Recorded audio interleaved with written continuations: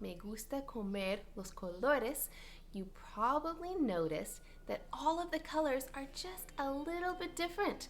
Well, that's because in Espanol, all of the adjectives have to agree in number and in gender.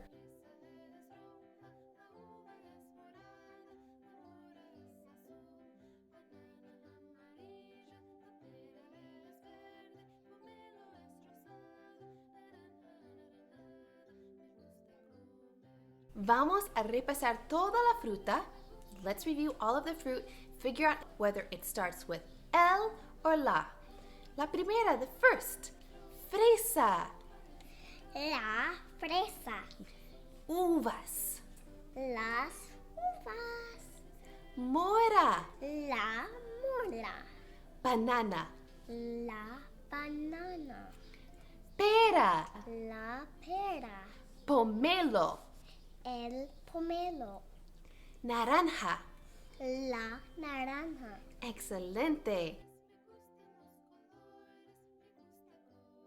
La fresa es roja.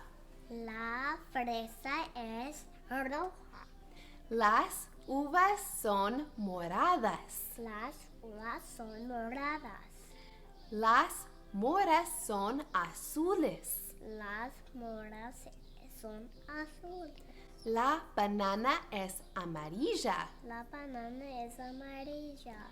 La pera es verde. La pera es verde. El pomelo es rosado. El pomelo es rosado.